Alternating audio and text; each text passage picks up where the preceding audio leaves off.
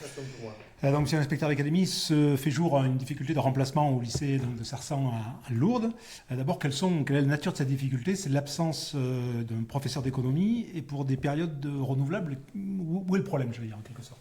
Oui, alors nous avons un professeur de sciences économiques et sociales, donc un seul professeur au lycée Sarsan de Lourdes, qui bénéficie d'un arrêt de travail qui est renouvelé effectivement à échéance régulière en lien avec sa pathologie depuis le mois de novembre, effectivement, et donc nous cherchons une solution que nous avons trouvée et dont je vais pouvoir vous parler d'ailleurs.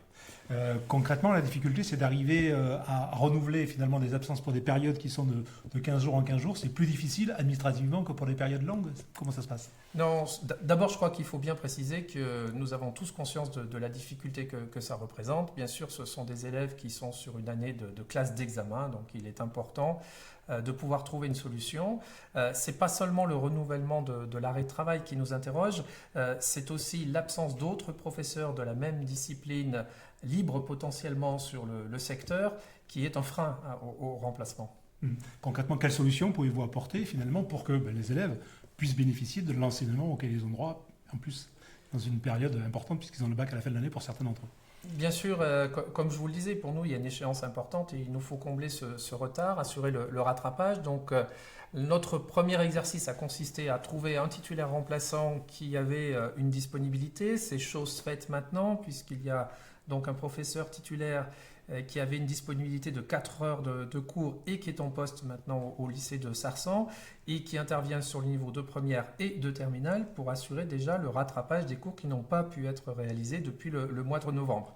Et puis à partir de vendredi, nous aurons un personnel contractuel donc, qui sera recruté et qui assurera les heures de cours inscrites à l'emploi du temps normal.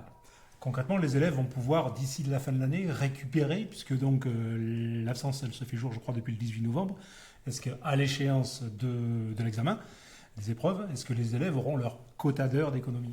Oui, ça c'est un engagement que nous prenons. Bien sûr, d'une part d'assurer le remplacement jusqu'au retour du professeur titulaire, et d'autre part de laisser donc le professeur titulaire remplaçant en surnombre à hauteur de 4 heures hebdomadaires jusqu'à ce que nous ayons pu effectivement assurer le rattrapage des cours. Concrètement, ces remplacements en matière d'économie ou certaines matières sont plus difficiles à remplacer entre guillemets que d'autres?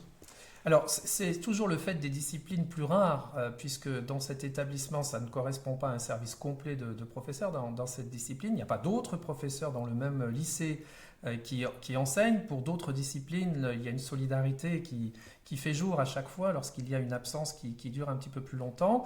Là, ça n'était pas possible. Pas d'autre disponibilité de professeurs à proximité.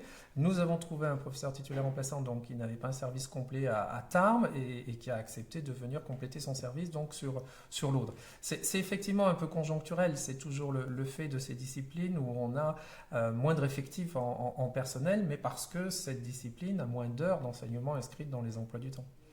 Ok. Allez. Voilà, Enfin, vous avez tout